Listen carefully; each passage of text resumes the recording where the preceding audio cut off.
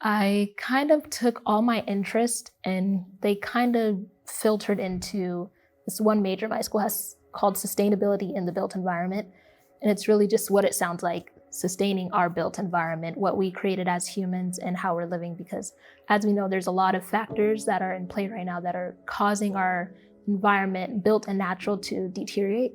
So I want to master in urban planning, city planning, which goes into a lot of things with transportation and aiding in minorities with inner city housing and such. So that's my major. I'm also minoring in innovation. So that's the plan. And long-term career goal is urban planner. So with sustainability, I was a little nervous with choosing that as a major when I was switching, because I know a lot of conservative Christians in the United States are kind of, well, it seems like they're just against the idea of sustaining our environment because like, oh, God will protect us, God will save us. No such thing as global warming and all that will be fine. God will never destroy the earth with the flood. All those ideas kind of go into it. So I was like, I don't know if I want to make this my thing. But one of like kind of a mentor for me, Sherry, she spoke to me and she was like, that can not, it doesn't have to be like climate change and global warming. It could also be sustaining the environment that God gave us, because Adam and Eve, they were put in the Garden of Eden and God told them to care for this garden and, nurture it, and such. So I was like, oh, that's a really great way to look at it, because sustainability is not just, construction and building up and preventing this and that, but it's also sustaining what we have, what God gave us.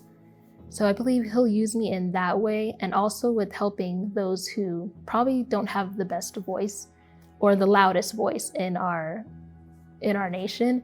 A lot of minorities live next to toxic waste sites, and not because, they just say, hey, come on in, but because these companies, these big, money people, they come in these neighborhoods because they know they'll have less regulations and such, and they'll put these toxic waste sites next to these communities, and these people are dying, but they don't really have a voice. They work long hours, they take care of kids, they can't really attend these community meetings, and they end up deteriorating over time, and it's really sad. Cancer Alley in Louisiana is a big example of that. So I also want to be a voice for, my people who do not have that voice per se, and a lot of urban planners are, usually white males, so I don't think there's not many who have like a voice for different communities. So that's how I want to be used in that.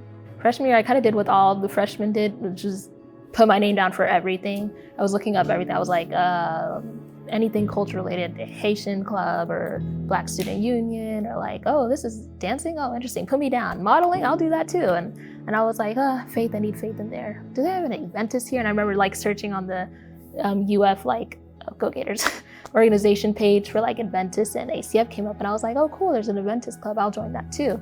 So like something pretty much every day of the week, and then on Fridays I'd be like, okay, I need to calm down, let me go to an ACF meeting. So that's kind of how I found it and got into it, and just being consistent and showing my face a lot and meeting a lot of the e-board members and a lot of the leaders. I just was like, oh, this is kind of the place for me, and decided to stick around for longer. So a lot of people call ACF or campus ministries a home away from home. Growing up, I opened Sabbath a lot with, my mom and my sister. We just had worship, we would pray, sing, do things like that. So coming to college, if you're at a secular university, it's kind of hard to find that if a local church isn't doing it. ACF kept me going back like every week, every Friday, sharing my testimony, my struggles throughout the week, highs, lows, good things that happen, bad things that happen, and just coming together and praying with them. Something as simple as that was just a good like release for me, and a good way to keep myself grounded and not lose myself when there's this organization doing that or this group of people doing this. It was just a good way to keep myself close to God and close to a community who like thought like me.